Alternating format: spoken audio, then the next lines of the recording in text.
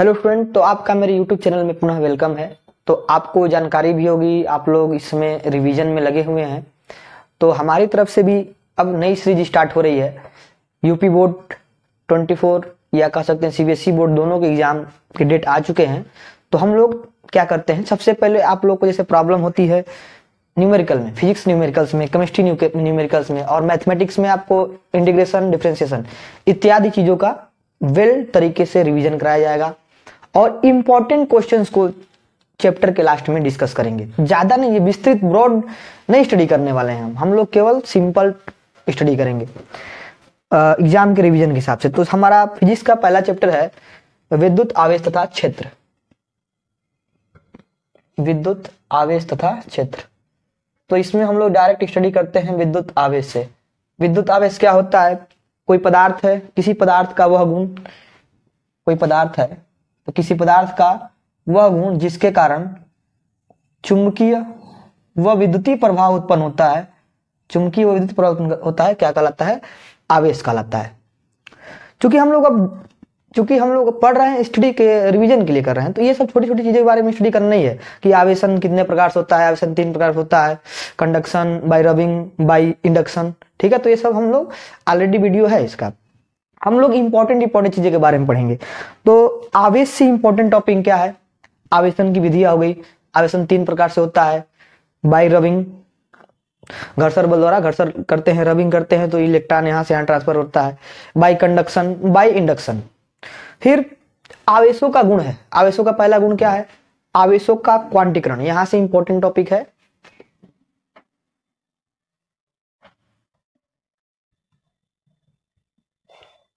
First important point हमारा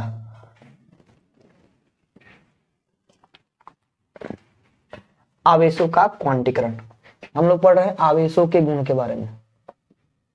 आवेशों के गुण, तो आवेशों का गुण में पहला है आवेशों का क्वांटीकरण। तो इसको कैसे एग्जाम में लिखना है? किसी भी चालक पर कुल आवेश, यह चालक है, इस चालक पर कुल आवेश किसी न्यूनतम आवेश का पूर्ण गुणज होता है और इस न्यूनतम आवेश को हम लोग मूल आवेश बोलते हैं। क्या बोलते हैं? मूल आवेश। इसी को हम लोग बोलते हैं आवेशों का क्वांटीकरण। मतलब इस पर जो कुल आवेश है, भले 100 कूलाम का हो चाहे कितना भी कूलाम का हो, वह ई का इंटीग्रल मल्टीपल होगा। एक फंडामेंटल आवेश का क्या होगा? वो इंटीग्रल मल्टीपल होगा। उस फंडामेंटल आवेश को मूल कण बोलते हैं। तो किसी वस्तु पर कुल आवेश किसी स्मॉल आवेश का पूर्ण गुणज होता है। इसी घटना को हम लोग बोलते हैं आवेशों का क्वांटीकरण। यानी कि आवेश क्या हो सकता है? 1e, 2e, 3e ही हो सकता है, 1.5e कभी नहीं हो सकता है। यह है आवेशों का क्वांटीकरण। फिर दूसरा है आवेशों का योग। आवेश को योग कर सकते हैं किसी सिस्टम पे। अगर मान लीजिए प्लस 5 कूलाम है, 10 कूलाम है, तो इस पूरे सिस्टम का आवेश कितना हो जाएगा? 15 कूलाम। तो एक इंपॉर्टेंट टॉपिक हमारा हो गया। केवल हम लोग इंपॉर्टेंट टॉपिक की बात करेंगे। अब हमारा दूसरा टॉपिक जो हमको इंपॉर्टेंट लग रहा है मेरे ख्याल से, वह है आवेशों के बीच लगने वाला बल।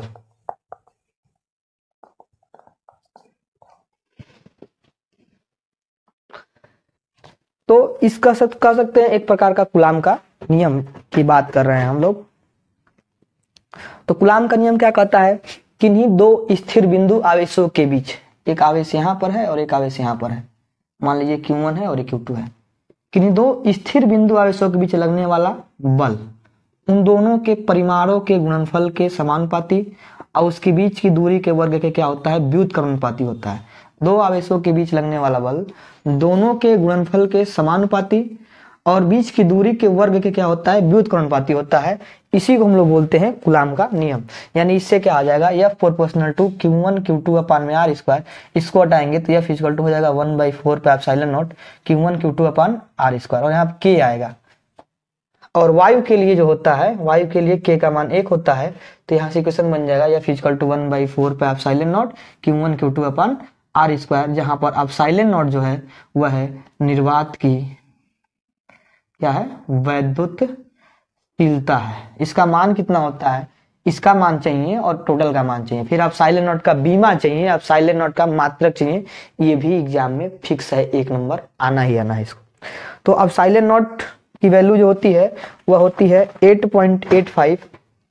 अब साइलेंट नोट की वैल्यू होती है 8.85 इंटू 10 के पावर माइनस में 12 coulomb square newton metre square. बीमा निकाल लेंगे आप लोग इससे, बीमा ये भी हम बता दे रहे हैं।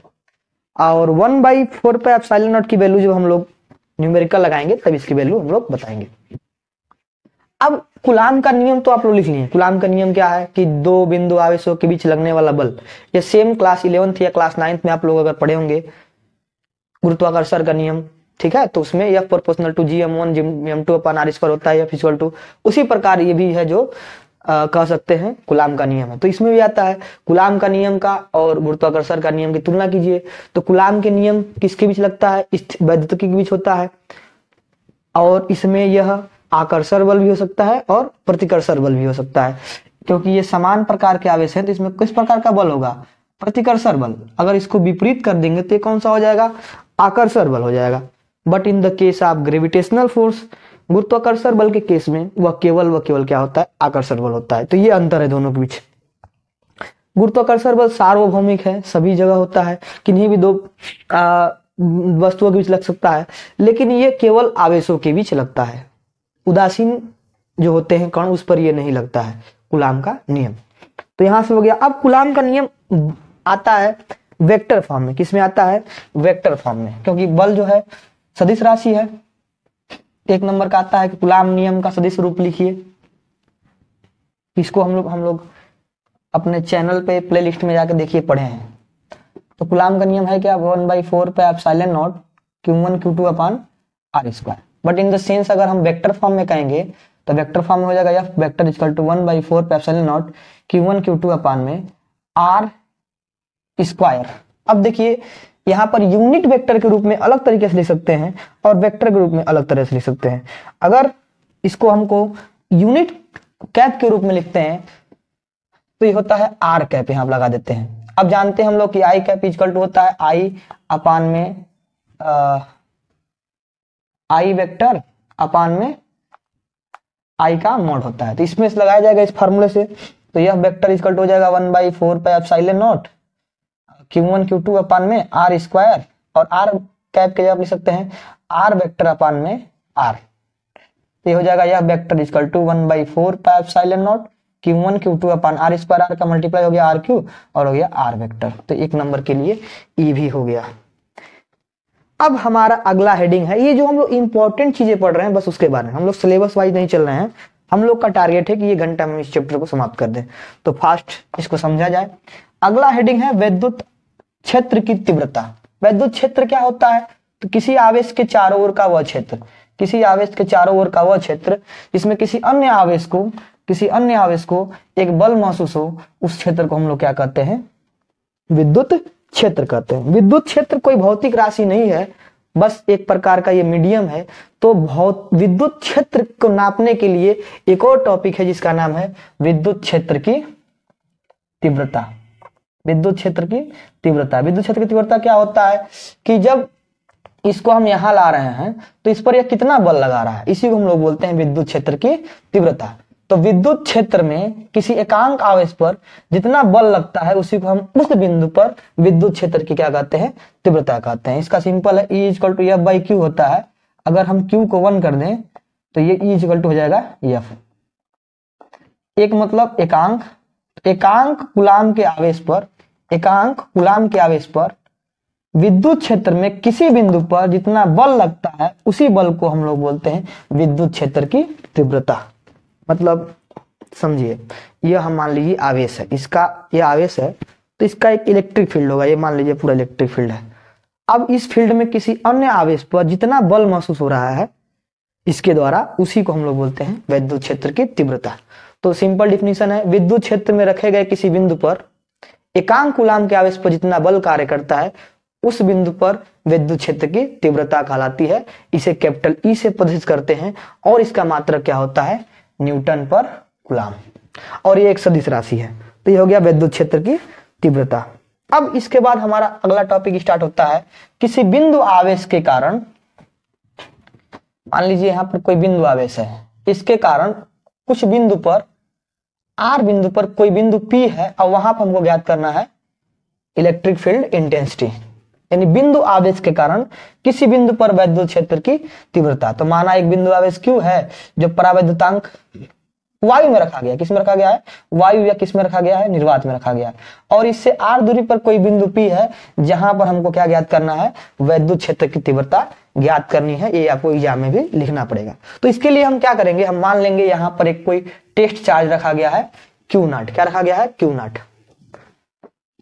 तो कूलाम के नियम से इन दोनों के बीच लगने वाला बल कितना हो जाएगा, 1/4 पाई एप्सिलॉन नॉट Q0 बटा में r²। ये हो गया कूलाम के नियम से। अब हम जानते हैं परिभाषा से, परिभाषा क्या होता है, E इक्वल टू होता है F/Q, Q0 होता है, टेस्ट चार्ज की बात करते हैं जिसको ले आते हैं। तो E वेक्टर इक्वल टू हो जाएगा, F की वैल्यू कितना है 1/4 pi epsilon not Q0 upon r², अब बटा में क्या है Q0, तो Q0 से Q0 कट गया तो E की वैल्यू आ गया 1/4 पाई एप्सिलॉन नॉट Q बटा r²। ये हो गया किसी बिंदु आवेश के कारण किसी बिंदु पर वैद्युत क्षेत्र की तीव्रता। अब अगला हेडिंग हमारा है जो इंपॉर्टेंट है, हम लोग निकाले द्विध्रुव के बारे में थोड़ा पढ़ लेते हैं। द्विध्रुव के बारे में, द्विध्रुव से 5-6 टॉपिक है जो एग्जाम में पक्का आएगा। एक है द्विध्रुव के कारण अच्छी स्थिति में वैद्युत क्षेत्र की तीव्रता, एक है द्विध्रुव के कारण निरक्षी स्थिति में विद्युत क्षेत्र की तीव्रता, एक है द्विध्रुव के कारण अच्छी स्थिति में विद्युत विभव, और एक है द्विध्रुव के कारण निरक्षी स्थिति में विद्युत विभव। फिर है कि द्विध्रुव को किसी एक समान विद्युत क्षेत्र में रखा गया है तो उस पर कितना टार्क लगेगा, तो इत्यादि क्वेश्चन है। तो हम लोग का स्टार्ट होता है द्विध्रुव, क्या स्टार्ट होता है, विद्युत द्विध्रुव, इलेक्ट्रिक डाइपोल। तो इलेक्ट्रिक डाइपोल क्या होता है, पहले तो इसका परिभाषा, ऐसा निकाय जिसमें दो आवेश बराबर परंतु विपरीत हों, समान परंतु विजातीय आवेश एक दूसरे से अल्प दूरी पर रखे गए हों, ऐसे निकाय को हम लोग बोलते हैं विद्युत द्विध्रुव। यही है, देखिए सिंपल सी बात है। यह एक आवेश है और ये एक आवेश है, यहां से ये काला दिख रहा होगा आपको इधर, तो ये काला से यहां मान लीजिए इधर एक आवेश है, एक इधर आवेश है, दोनों बराबर हैं परंतु विपरीत है, यानी ये प्लस है तो ये माइनस है और अल्प दूरी पर रखा गया है, तो इस सिस्टम को हम लोग बोलेंगे द्विध्रुव। क्या बोलेंगे, द्विध्रुव। तो ऐसा निकाय जिसमें दो आवेश बराबर परंतु विपरीत हों और एक दूसरे से अल्प दूरी पर रखे गए हों, ऐसे निकाय को बोलते हैं विद्युत द्विध्रुव। अब इसी से एक और टॉपिक है विद्युत द्विध्रुव आघूर्ण। तो उन दोनों आवेशों में से कोई एक आवेश और उसकी बीच की दूरी, हमेशा उसके बीच की दूरी 2l मानते हैं क्योंकि बीच में O होता है, O से इधर l और इधर l कितना हो जाएगा 2l।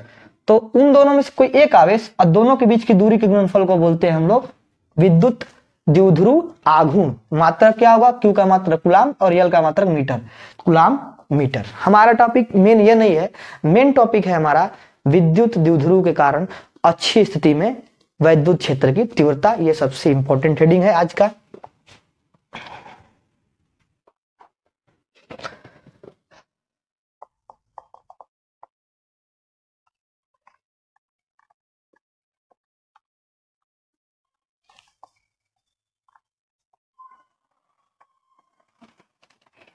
तो इसके लिए सबसे जो जरूरी होता है ना डेरिवेशन वाले में, स्टार्टिंग पॉइंट, जो आप लोग हिंदी में 2 वर्ड जो नहीं लिखते हैं वो सबसे स्टार्टिंग है। बच्चे डायरेक्ट डेरिवेशन स्टार्ट कर देते हैं कि ये आ गया 2p/r3, वैसे नहीं होता है। पहले आपको हिंदी में जो शुरुआत में होता है कि माना द्विध्रुव, माना एक द्विध्रुव ए बी एक वायु वाले माध्यम में रखा गया है या परावैद्युतांक k वाले माध्यम में रखा गया है तथा इसका मध्य बिंदु O है और मध्य बिंदु O से r दूरी, अच्छी स्थिति में r दूरी पर कोई बिंदु P है जहां पर हमको विद्युत क्षेत्र की तीव्रता ज्ञात करनी है। ये आपको लिखना ही लिखना है। तो माना एक विद्युत द्विध्रुव क्या है, ऐसा विद्युत द्विध्रुव में हमेशा इधर वाला माइनस होता है, तो -q + q, और इसके मध्य बिंदु O से r दूरी पर कोई बिंदु क्या है, P है, जहां पर हमको क्या ज्ञात करना है, विद्युत क्षेत्र की तीव्रता। ये तो आप लोग लिख लेंगे। माना एक द्विध्रुव AB, माना एक द्विध्रुव AB है जिसके बिंदु O से r दूरी पर कोई बिंदु P है जहां पर हमको क्या ज्ञात करना है, इलेक्ट्रिक फील्ड इंटेंसिटी ज्ञात करना है। अब माना ये द्विध्रुव जो है परावैद्युतांक k वाले माध्यम में या वायु में ही, मान लीजिए वायु या निर्वात में रखा गया है, तो जानते हैं कि ये वाली वैल्यू कितनी होती है L और ये वाली वैल्यू भी कितनी होती है L। तो हम लोग सबसे पहले निकालेंगे Q के कारण बिंदु P पर वैद्युत क्षेत्र की तीव्रता। तो आवेश प्लस Q के कारण बिंदु P पर वैद्युत क्षेत्र की तीव्रता। तो अभी जस्ट अभी बताया है कि किसी बिंदु आवेश के कारण किसी बिंदु पर विद्युत क्षेत्र की तीव्रता कितनी होती है, 1/4 पाई एप्सिलॉन नॉट Q बटा R स्क्वायर। तो हमको डिस्टेंस चाहिए, तो चूंकि देखिए यहां से यहां का डिस्टेंस R है और यहां से यहां का डिस्टेंस कितना है L, हमको यहां से यहां का डिस्टेंस चाहिए, तो हम टोटल में से टोटल डिस्टेंस कितना है R, टोटल R है, R में से हम लोग L को माइनस कर देंगे तो आ जाएगा, यानी ये डिस्टेंस हो गया R माइनस L। तो हम मान ले रहे हैं E1 है, तो E1 इक्वल टू हो गया 1/4 पाई एप्सिलॉन नॉट Q बटा R माइनस L का क्या हो गया होल स्क्वायर, समीकरण नंबर 1। अच्छा, चूंकि यह विद्युत क्षेत्र एक सदिश राशि है तो इसकी दिशा किधर होगी, तो धनावेश के कारण जो विद्युत क्षेत्र की तीव्रता होती है उसकी दिशा बाहर की ओर होती है, प्लस आवेश के कारण जो होती है वह होती है बाहर की ओर। अभी हम पढ़ाएंगे विद्युत क्षेत्र रेखा, उसमें बताया जाएगा। और माइनस के कारण क्या होती है, अंदर की ओर होती है। तो ये हो गया हमारा, तो इसके कारण इसकी दिशा किधर होगी, इधर होगी, E1। ठीक है, मतलब कह सकते हैं O से P की ओर, यहाँ P माने हैं तो यहाँ लिख दीजिए O से P की ओर। अब आ जाइए आगे।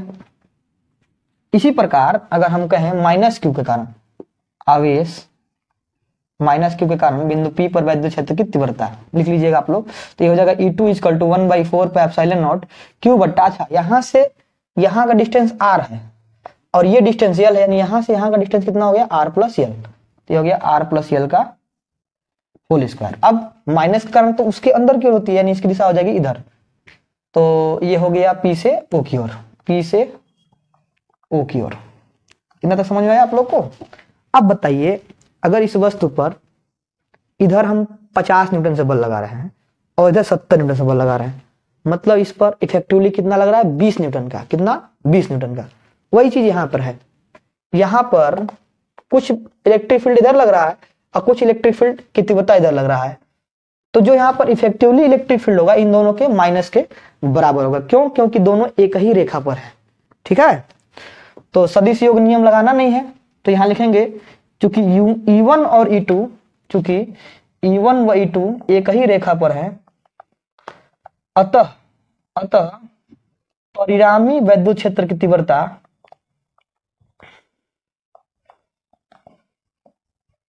इनके बीजगणितीय योग के बराबर होगी।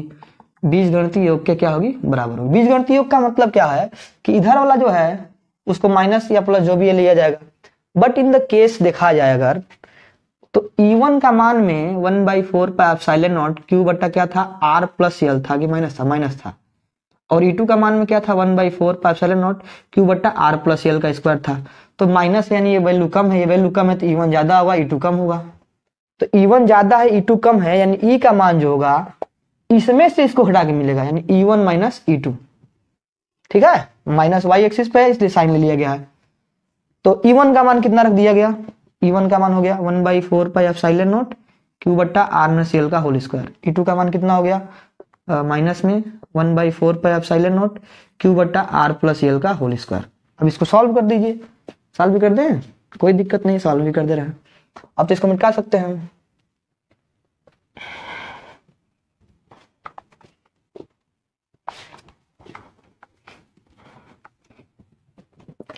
तो इसमें कुछ कॉमन है, ले लीजिए। E equal to 1/4 pi epsilon naught common है, तो इसको कॉमन ले लिया गया, तो ये हो गया Q बट्टा R माइनस L का होल स्क्वायर। यहाँ हो गया Q बट्टा R प्लस L का होल स्क्वायर। Q भी कॉमन है, Q भी कॉमन है, Q भी कॉमन ले लिया गया, तो इसको क्रॉस मल्टीप्लाई कर दिया जाए। E की वैल्यू हो गया Q बट्टा 4 pi epsilon naught, cross multiply हो गया R प्लस L का whole square minus R minus L का होल स्क्वायर, बट्टा में इन दोनों मल्टीप्लाई हो गया, तो R माइनस L का होल स्क्वायर, L का होल स्क्वायर। इसको हम लोग सॉल्व कर देंगे, तो ये देखिए A square minus B square, A plus B A minus B, ठीक है, ए स्क्वायर बी स्क्वायर, तो ए प्लस बी और ए माइनस बी, तो R plus L, A plus B R minus L, और ए माइनस बी, तो ये sign बदल जाएगा, प्लस हो जाएगा। इसको क्या कर सकते हैं, टोटल का करके होल स्क्वायर कर सकते हैं, यानी R minus L, R plus L का हमने क्या कर दिया, होल स्क्वायर कर दिया। अब इसको सॉल्व कर दीजिए, Q upon 4 pi epsilon not, L से एल कट गया, आर से आर कट गया, ये हो गया आर आर कितना हो गया 2r, और यल यल कितना हो गया 2l, और A minus B A plus B, A square minus B square हो गया, तो R square minus L square का होल स्क्वायर, ये हो गया। अब आज ई इक्वल टू हो गया Q upon 4 pi epsilon not, इसको हम लिख सकते हैं 2 इंटू 2 RL बट्टा में हो गया R square minus L square का होल स्क्वायर। क्यू को हम इसके साथ ले जा रहे हैं, तो ई इक्वल टू हो गया 1/4 पाई एप्सिलॉन नॉट, इसको हम लिख सकते हैं 2 इंटू 2QL, तो आर बचा, आर को इधर कर दिए, और हो गया R square minus L square का होल स्क्वायर। 2QL बताया था क्या होता है, विद्युत ध्रुवांक होता है P, तो इसको लिख सकते हैं 1/4 पाई एप्सिलॉन नॉट 2PR बट्टा R square minus L square का होल स्क्वायर। थोड़ा सा और इसमें हम लोग चेंज करते हैं, क्योंकि हम बताए थे कि जो ये यल है इसका मान बहुत कम है, अति सूक्ष्म है, तो अगर यल जो है और आर देखे थे बहुत दूर लिए थे, तो यल की जो मान है वो आर से बहुत कम है, यानी L is less than R, यानी आर बड़ा है यल से, तो आर स्क्वायर अगर करेंगे तो उससे भी ज्यादा बड़ा होगा, किससे, R greater than L, then R square is more greater than L square. R square जो होगा यल स्क्वायर की तुलना में बहुत ज्यादा होगा, यानी उसको हम नगण्य मान सकते हैं। डिनोमिनेटर से हम लोग उसको क्या कर सकते हैं, हटा सकते हैं, डिनोमिनेटर से उसको क्या कर सकते हैं, हटा सकते हैं। तो ये लिख दीजिएगा, हो जाएगा E equal to 1/4 pi epsilon naught 2PR, इसको निगलेक्ट कर दिया गया, तो आर स्क्वायर स्क्वायर कितना हो गया, आर के पावर 4, एक आर से कार कट गया, तो ई का मान आ गया 1/4 पाई एप्सिलॉन नॉट 2P बट्टा RQ। ये हो गया हमारा डेरिवेशन किसके लिए, अच्छी स्थिति में। अभी हम निरच्छी स्थिति में भी डेरिवेशन फटाक से कर दे रहे हैं, ज्यादा समय ना लिया जाए उसका।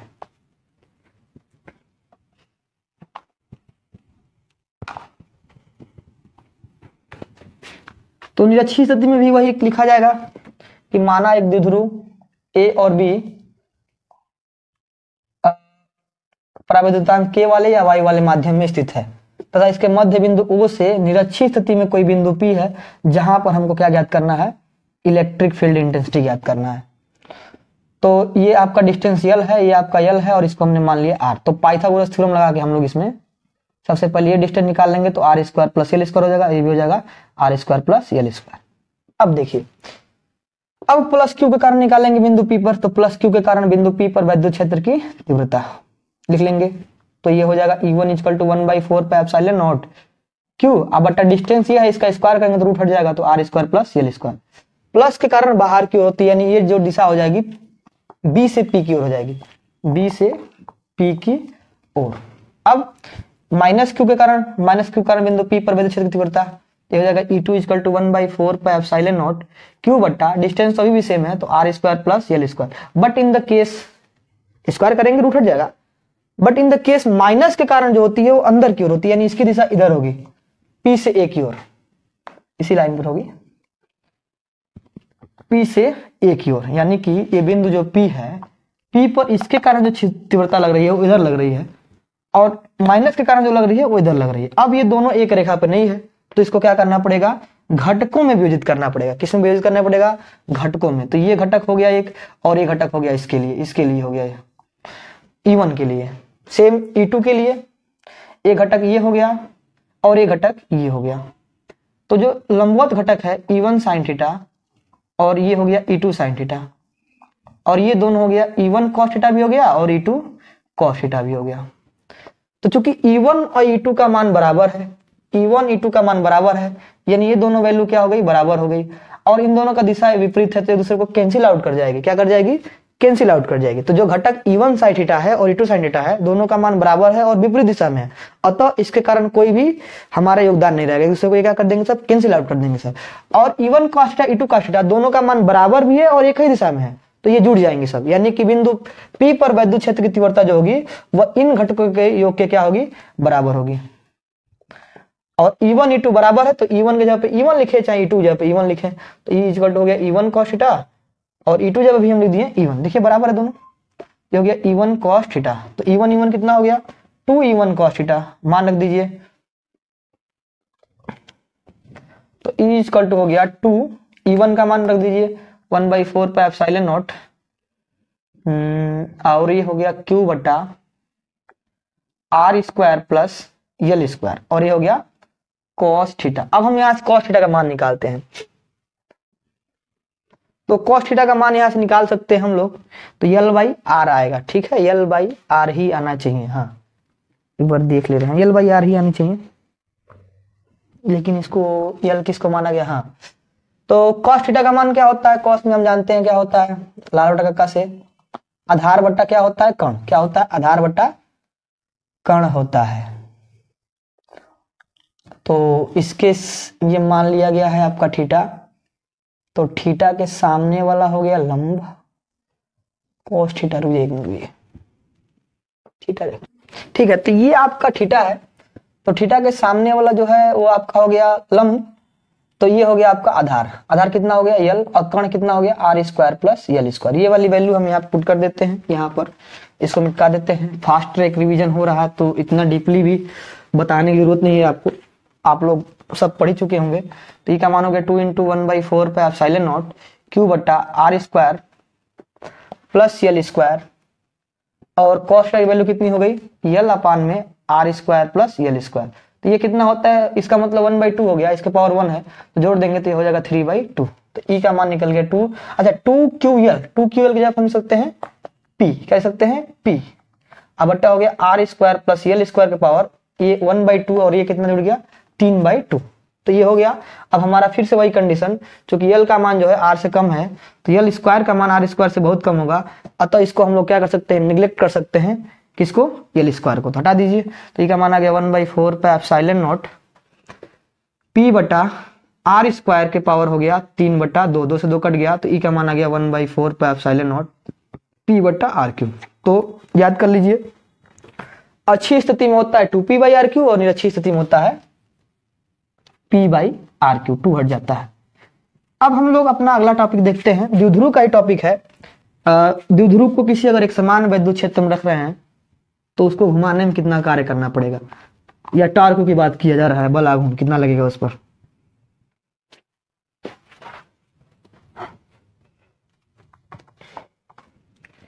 तो अगला हेडिंग हम लोग का है, एक मिनट रुकिए,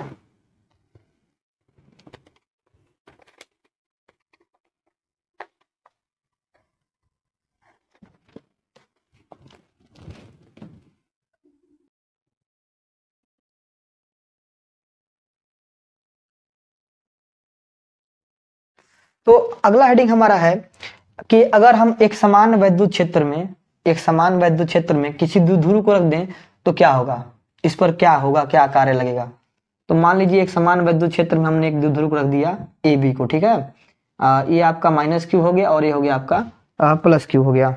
तो देखिए ध्यान से बात सुनिए, अगर हम एक समान वैद्युत क्षेत्र में रखे हैं, इसका मतलब सभी पॉइंट पर विद्युत क्षेत्र की तीव्रता समान है, यानी कि उसके द्वारा द्विध्रुव के सभी बिंदुओं पर लगाया गया बल भी क्या होगा, समान होगा। यहाँ पे जितना बल लगाएगा उतना ही बल वो यहाँ पे लगाएगा। समझ गए, कितना बल लगाएगा यहाँ पर, तो इस पर इससे निकाल सकते हैं E = F/Q से, तो F का मान निकल जाएगा QE। तो इस पर कितना बल लगेगा, इस पर जो बल लगेगा वो लगेगा QE, कितना लगेगा QE, और इस पे बल कितना लगेगा, इस पे भी QE लगेगा, माइनस में लगेगा, बस यही बात है। या एक बात कह सकते हैं, हाँ ये माइनस में लगेगा और ये प्लस में लगेगा, इस पर इधर लगेगा और इस पर इधर लगेगा। तो अगर किसी वस्तु पे दो बल बराबर और विपरीत और क्रिया रेखा के लग रहा है तो वह बल आघूर्ण बनाता है। इससे इस पर है तो नीचे की ओर लग रहा है, इस पर लग रहा है, तो इसे हम बल आघूर्ण बोलते हैं, टार्क बोलते हैं, यानी एक प्रकार का यह टार्क निर्माण कर रहा है, बल युग्म बना रहा है। क्या बना रहा है, बल युग्म। तो इसका बल युग्म का हम लोग आघूर्ण निकाल लेंगे, क्या कर लेंगे, आघूर्ण निकाल लेंगे। तो बल युग्म का आघूर्ण कैसे निकलता है, टार्क कैसे निकलता है, तो टार्क निकलता है आपका बल इंटू लंबवत दूरी से। किससे निकलता है, बल इंटू लंबवत दूरी से, RF से। तो सबसे पहले हम लोग इसके बीच की लंबवत दूरी निकालेंगे, तो लंबवत दूरी निकल जाएगा आपका ऐसे। तो लंबवत दूरी निकालने के लिए हमने इसमें साइन थीटा लगा देंगे फार्मूला में, तो साइन थीटा से आ जाएगा आपका ये कितना डिस्टेंस है, 2L है, कितना है 2L, और ये हमको निकालना है। तो साइन थीटा इक्वल टू क्या होता है, लंब बटा कर्ण। तो लंब कितना है निकालना है, साइन थीटा लंब निकालना है, और कर्ण कितना है आपका 2L। तो लंबवत दूरी निकल गया आपका 2L साइन थीटा, कितना निकल गया 2L साइन थीटा। तो टार्क इक्वल टू होता है RF आर वेक्टर, अच्छा क्रॉस होता है, आर क्रॉस एफ होता है। तो रख दीजिए बल इंटू लंबवत दूरी, बल इंटू लंबवत दूरी से, तो बल कितना निकला है क्यू ई, और लंबवत दूरी कितना निकला है 2l साइन थीटा। तो टार्क इक्वल टू हो गया Q, 2QL को एक पास कर लीजिए और U को एक पास कर लीजिए। 2QL को हम क्या ले सकते हैं P, और हो गया E sine theta. A cross B का फार्मूला क्या होता है AB साइन थीटा, तो इसके हिसाब से साइन घटा दीजिए, टार्क इक्वल टू हो गया P इंटू E, ये हो गया आपका वेक्टर के रूप में हो गया। तो एक समान वैद्युत क्षेत्र में इस पर कितना टार्क लगता है PE साइन थीटा लगता है। 1 मिनट थोड़ा इंक भर लिया जाए। तो सिंपल सी स्टोरी थी, अभी तक हम लोग ने द्विध्रुव के बारे में स्टडी किया है पूरा। अब हम लोग का जो अगला टॉपिक होगा वह गॉस के प्रमेय से होगा। किससे होगा? गॉस के प्रमेय से पहले विद्युत फ्लक्स के बारे में हमें जानना पड़ेगा।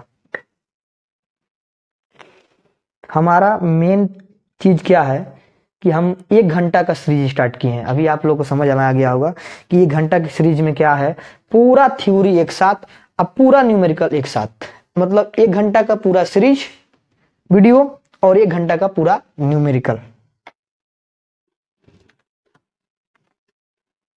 तो अभी तक रुक जाइए, एक बार सिलेबस देख लें, कुछ टॉपिक छूटा नहीं ना है।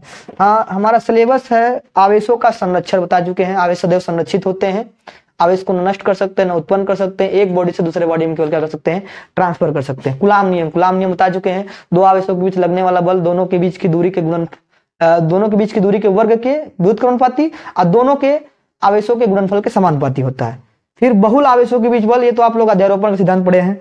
फिर सतत आवेश वितरण, सतत आवेश वितरण अभी समझाया जाएगा। सतत आवेश वितरण में 3 प्रकार होते हैं, पृष्ठीय आवेश वितरण और वॉल्यूम आवेश वितरण, और एक और होता है रेखीय आवेश वितरण। फिर है विद्युत क्षेत्र, विद्युत क्षेत्र बताए हैं किसी आवेश के चारों ओर का वह बिंदु, वह क्षेत्र जहां पर हमको विद्युतीय बल का अनुभव, उसे हम लोग बोलते हैं विद्युत क्षेत्र। विद्युत आवेश के कारण बताएं E = 1/4π/Q/r²।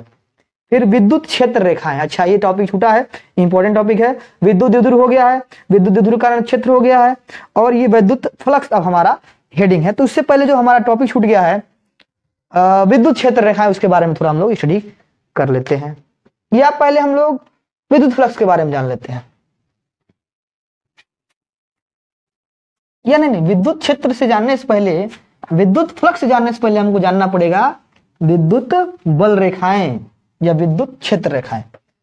तो किसी आवेश के ओर खींची गई वह काल्पनिक रेखा, किसी आवेश, यह अगर आवेश है तो इसके चारों ओर हम रेखा खींच नहीं सकते हैं, तो किसी आवेश के चारों ओर खींची गई वह काल्पनिक रेखा जो उसके विद्युतीय क्षेत्र की तीव्रता को व्यक्त करे और दिशा को प्रदर्शित करे, उसे हम लोग बोलते हैं वैद्युत क्षेत्र रेखाएं। तो वैद्युत क्षेत्र रेखाएं क्या होती हैं? किसी आवेश के चारों ओर खींची गई वह काल्पनिक रेखा जो विद्युत क्षेत्र की तीव्रता और दिशा को प्रदर्शित करे, या जिस पर खींची गई स्पर्शिया विद्युत क्षेत्र की तीव्रता और विद्युत क्षेत्र की दिशा को प्रदर्शित करे, उसे हम लोग बोलते हैं विद्युत क्षेत्र रेखाएं या विद्युत बल रेखाएं।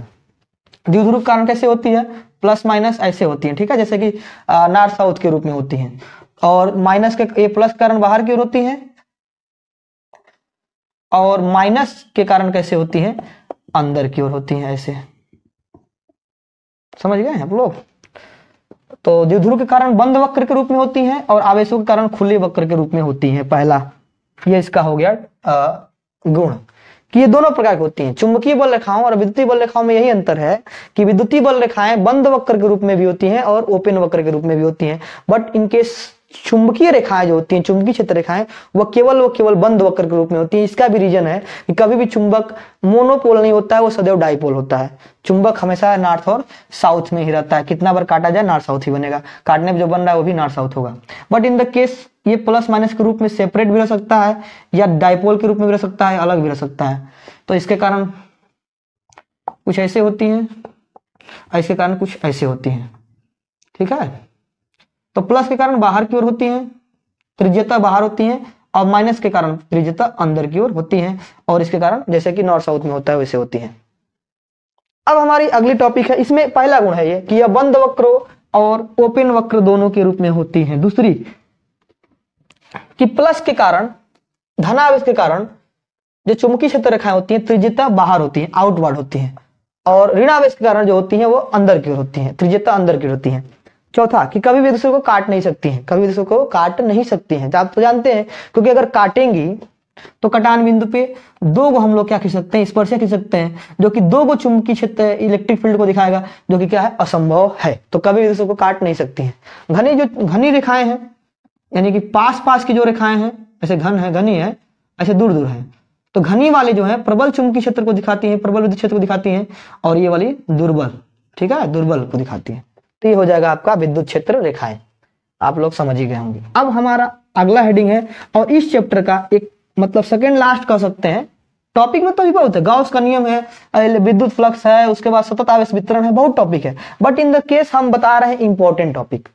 इंपॉर्टेंट टॉपिक की बात किया जाए तो विद्युत फ्लक्स हो गया। तो सबसे पहले हम लोग देखते हैं विद्युत फ्लक्स।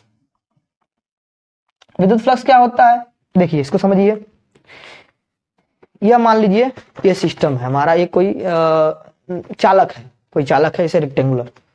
तो इस चालक का देखिए, अभी तक आप लोग जानते होंगे कि जो एरिया है, इसे खेत का एरिया नापते हैं तो लंबाई इंटू चौड़ाई से नापते हैं। तो अभी तक आप लोग जानते होंगे, या आप लोग जान भी चुके होंगे, मैथमेटिक्स के ब्रांच से नहीं होंगे तो नहीं जानते होंगे कि एरिया जो होती है वो अदिश राशि है, अभी तक जानते हैं, बट एरिया जो होती है सदिश राशि होती है, और किसी भी चीज की एरिया का जो वेक्टर होता है वो उससे बाहर की ओर होता है, ऐसे होता है। ये हमारा मान लीजिए कोई खेत है, तो इसकी एरिया वेक्टर क्वांटिटी है, और इसकी दिशा जो होगी उससे बाहर की ओर होगी, ऐसे होगी। तो ये चीज आप समझ गए कि एरिया प्रकार का कह सकते हैं वेक्टर क्वांटिटी है। अब आगे आ जाइए, किसी पृष्ठ, बंद पृष्ठ के लंबवत गुजरने वाली विद्युतीय बल रेखाओं की संख्या को उस पृष्ठ से बद्ध विद्युत फ्लक्स कहा जाता है। समझ गए? यह हमारा एक चालक है, चालक का कोई पृष्ठ होगा, तो इस पृष्ठ से लंबवत जितने भी विद्युत बल रेखाएं जाएंगे, 10 गो जाएंगे, तो वही 10 गो जो है उसका क्या कहलाया जाएगा, विद्युत फ्लक्स कहलाएगा। तो विद्युत फ्लक्स क्या होता है, किसी चालक के पृष्ठ से गुजरने वाले, लंबवत गुजरने वाले कुल विद्युत बल रेखाओं की संख्या को हम लोग क्या कहते हैं, विद्युत बल रेखाओं की संख्या को हम लोग क्या कहते हैं, विद्युत फ्लक्स। इसे हम फाई से या फाई ई से प्रदर्शित करते हैं। फार्मूला क्या होता है इसका, फार्मूला होता है E इंटू ए। यहां से देखिए फाई ई का वैल्यू आ जाएगा ई ए कॉस थीटा। अब देखिए ध्यान से, यहां समझने वाली बात है, अगर थीटा की वैल्यू हम जीरो कर दें, थीटा की वैल्यू क्या कर दें, जीरो कर दें, तो फाई ई जो हो जाएगा ई ए कॉस जीरो की वैल्यू मैक्सिमम होती है, यानी फाई ई मैक्स हो जाएगा आपका ई ए। अगर हम थीटा की वैल्यू 90 कर दें, थीटा की वैल्यू क्या कर दें 90, तो फाई ई जो हो जाएगा ई ए कॉस 90, कॉस 90 की वैल्यू जीरो हो जाएगा, तो ये जीरो हो जाएगा फाई। अब यहां समझिए, परिभाषा में लंबवत है, लंबवत का मतलब होता है 90 degree, but in the case हम बात क्या कर रहे हैं, आप समझना पड़ेगा आपको। हम ये कह रहे हैं कि ये जो एंगल है थीटा, ये ई और ए के बीच का है, यानी इलेक्ट्रिक फील्ड और एरिया के बीच का है। अगर ये चालक है, ये चालक है, इससे जा रही हैं विद्युत बल रेखाएं, तो जिधर विद्युत बल रेखाएं जाती हैं उधर ही इलेक्ट्रिक फील्ड का डायरेक्शन होता है, यानी इलेक्ट्रिक फील्ड का डायरेक्शन इधर ही है, ठीक है।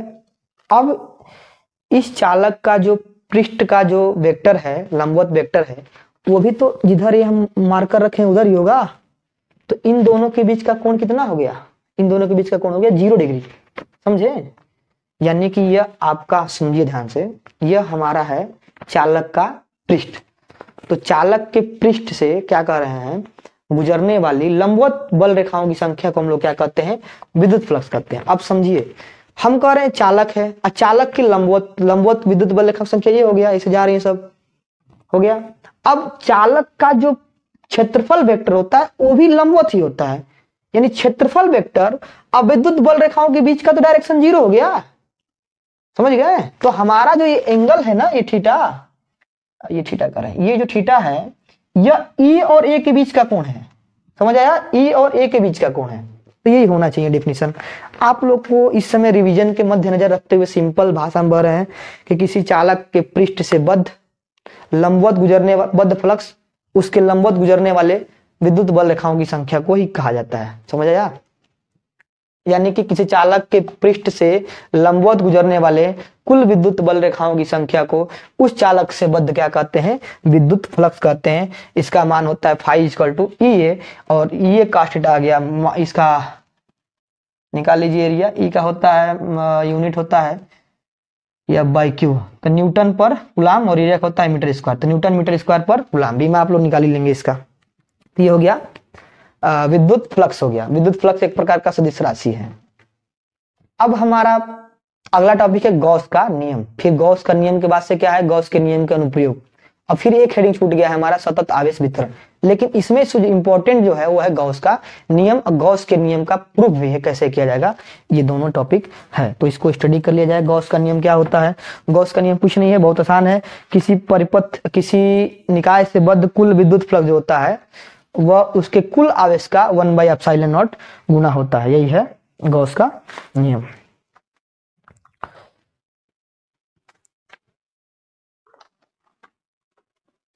तो गॉस का थ्योरम बस आपको बता दिया जाए।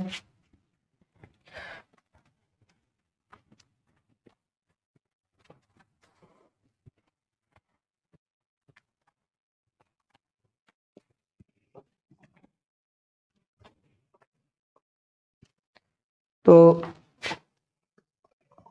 गॉस का नियम, गॉस का नियम क्या कहता है,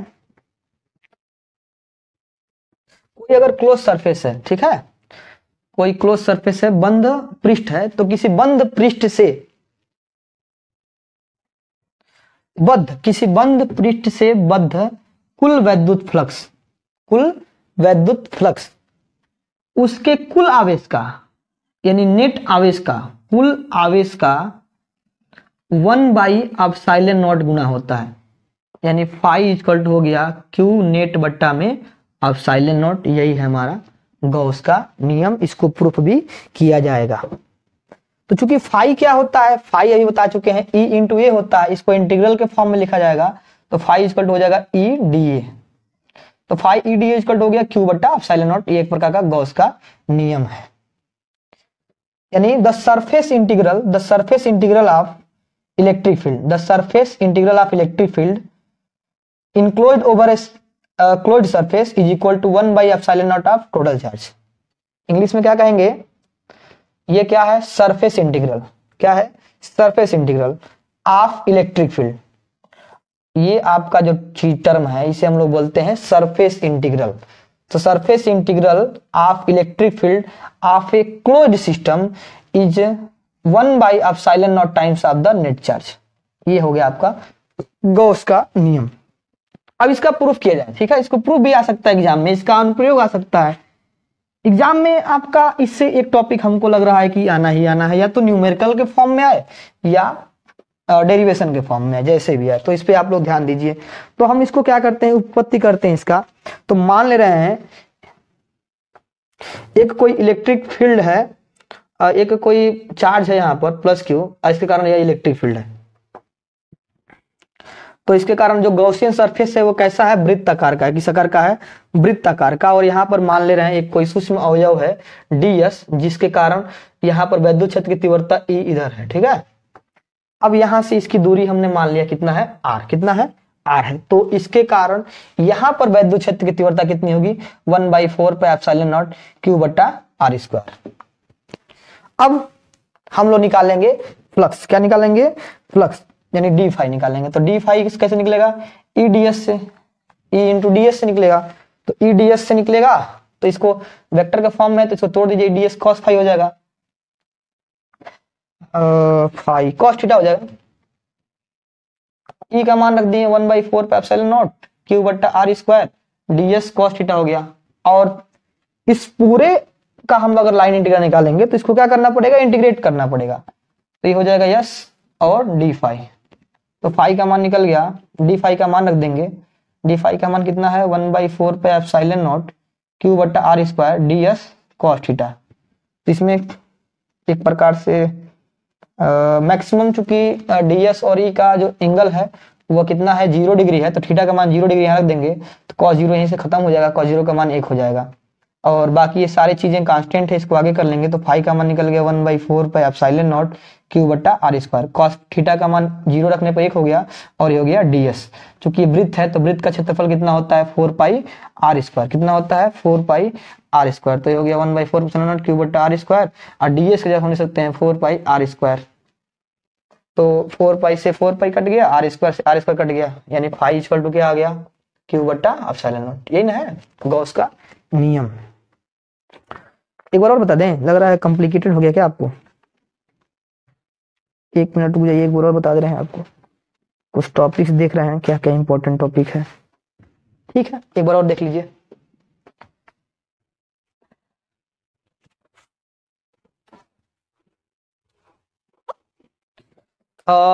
हम लोग इसके कारण यहाँ पे इलेक्ट्रिक फील्ड निकालें तो ई का मान आ गया 1/4 पाई एप्सिलॉन नॉट क्यू बट्टा आर स्क्वायर। अब हम लोग इस सूक्ष्म के कारण यहाँ पे सूक्ष्म डी फाई निकालेंगे, तो डी फाई इक्वल टू हो गया, phi equal to E into D S होता है, तो डी फाई इक्वल टू हो गया E D S cos theta.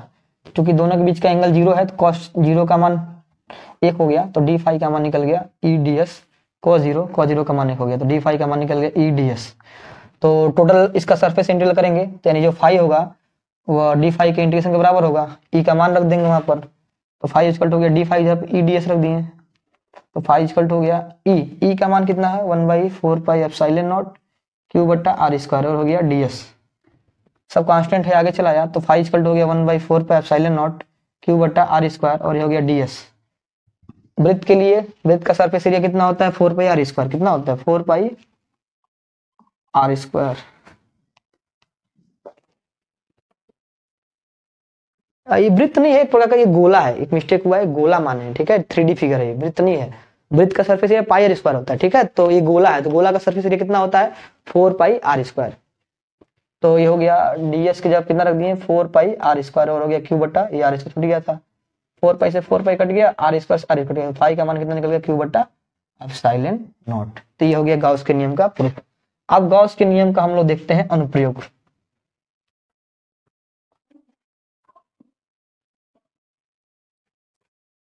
तो गॉस के नियम का अनुप्रयोग में हम कुछ टॉपिक्स बता देते हैं आपको जो इंपॉर्टेंट है, आ सकता है एग्जाम में।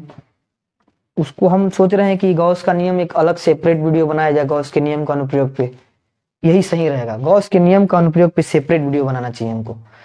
तो अनंत लंबाई का धारावाही चालक के कारण देख लीजिएगा, चादर के कारण देख लीजिएगा, एक सीट के कारण, और वो स्पेयर के कारण 3 कंडीशन है, स्पेयर के बाहर, स्पेयर के अंदर, स्पेयर पर 3। तो गॉस का नियम क्या कर सकते हैं, गॉस का नियम क्यों बनाया गया, गॉस का नियम क्यों अप्लाई किया गया, रीजन इसका क्या है कि अगर मान लीजिए किसी चीज के कारण इलेक्ट्रिक फील्ड इंटेंसिटी निकालना है, विद्युत क्षेत्र की तीव्रता, तो आसानी से निकाल सकते हैं।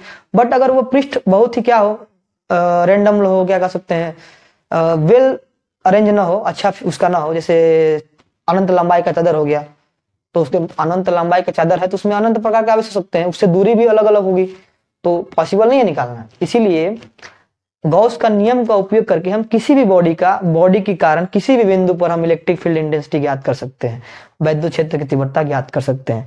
तो हमारे सिलेबस में 4 इसके अनुप्रयोग है, वो हम लोग अगले वीडियो में देखेंगे एक बार, और इसको रिवाइज किया जाएगा अच्छे तरीके से, अभी रिवाइज करा दे रहे हैं।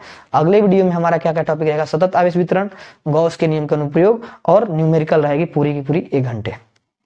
तो आज हम लोग क्या पढ़े, इंपॉर्टेंट टॉपिक क्या क्या था, वैद्युत द्विध्रुव के आघूर्ण, उसके कारण अच्छी और निरक्षी स्थिति में विद्युत क्षेत्र की तीव्रता, और वैद्युत द्विध्रुव को किसी एक समान चुंबकीय क्षेत्र में रखा जाएगा तो कितना बल आघूर्ण लगेगा। फिर कूलाम का नियम, और विद्युत फ्लक्स, और गॉस का नियम का प्रूफ।